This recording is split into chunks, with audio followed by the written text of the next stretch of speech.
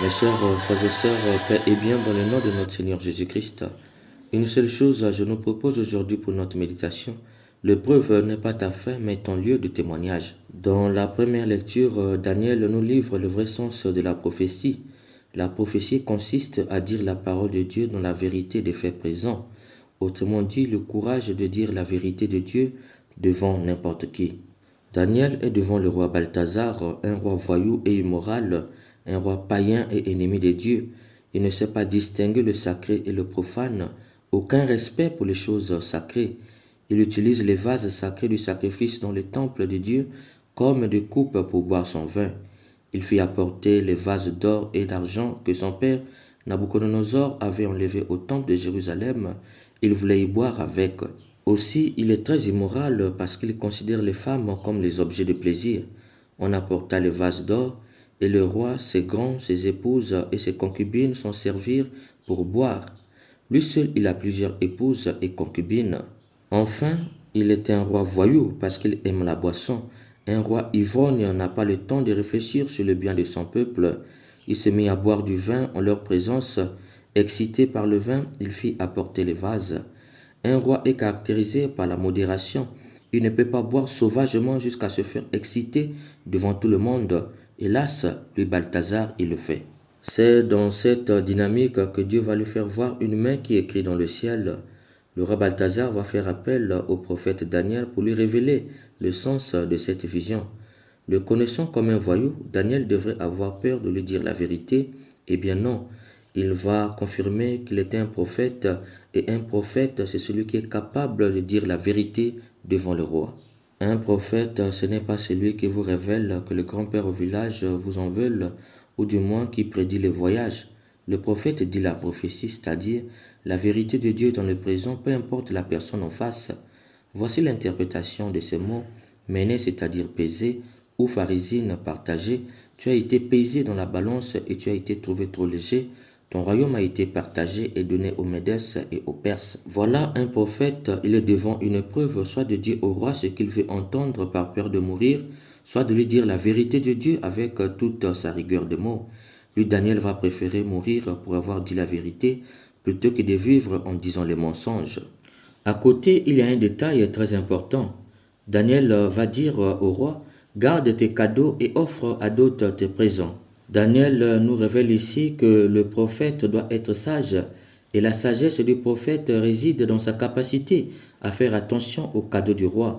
Pourquoi? Mais parce que c'est souvent signe de corruption.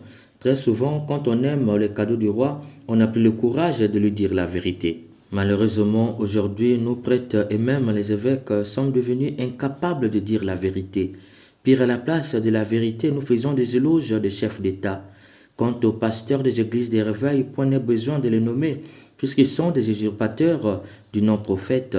Ils les utilisent sans savoir le sens, juste pour estorquer les ignorants. Car lorsqu'on a compris la rigueur du mot prophète, on a peur de se dire soi-même prophète. Puisque être prophète, c'est dire oui à la mort au nom de la vérité, d'où tous les prophètes finissent dans le tombeau au nom de la vérité. Mes chers frères et sœurs, le prophète Daniel nous révèle que l'épreuve n'est pas une fin ni la fin, mais le lieu de témoignage.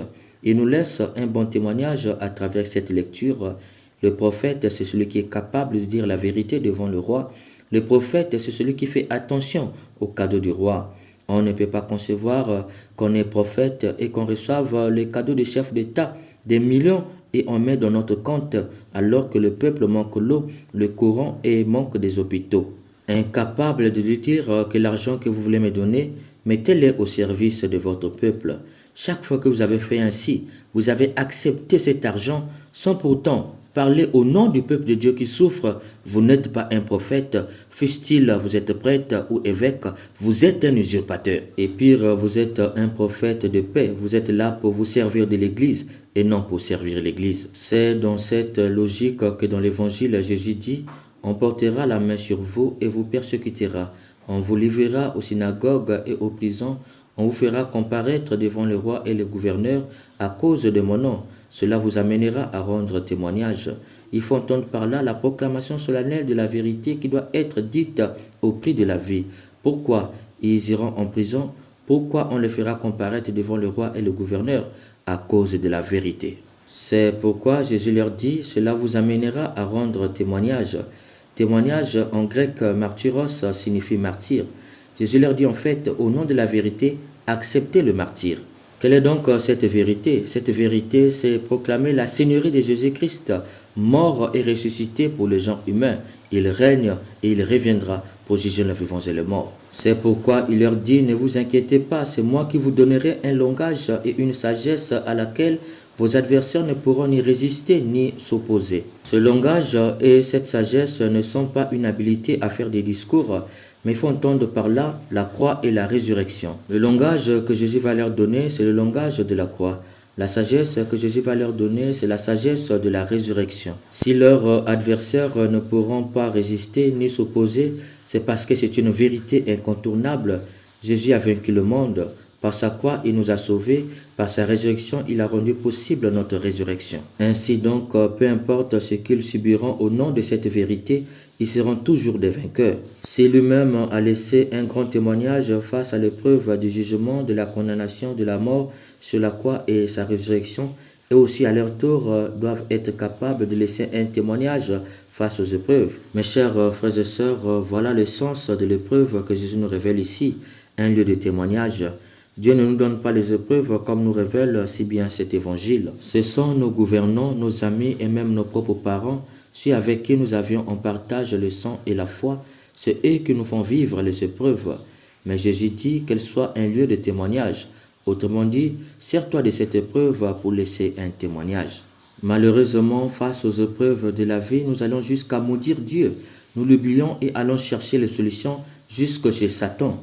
On est catholique, dès qu'il y a l'épreuve, on tourne le dos à notre foi catholique, on va jusqu'à renier notre propre foi en allant se faire baptiser ailleurs. Il y a même des chrétiens qui vont chez les féticheurs, qui portent les câbles des féticheurs et vont jusqu'à se faire subir l'épreuve de l'incision chez les marabouts ou les pasteurs des sectes. Mon frère, ma soeur, tu trouveras peut-être la solution dans l'immédiat, mais est-ce que tu connais les effets de ces rituels, gestes, paroles et cérémonies dans ta vie et celle de tes enfants dans le futur? De tout cœur, je t'en conjure, fais attention. De mon expérience de prêtre, je peux te rassurer que je rencontre plein qui aujourd'hui subissent les effets de ces rituels et cérémonies dans leur vie de couple, de travail et pire dans la vie de leurs enfants. Si tu vas chercher par exemple les grâces de l'enfantement chez un marabout, dans l'avenir, tu feras l'expérience toi-même. Cher bien-aimé, face aux épreuves, témoigne de ta foi en Jésus.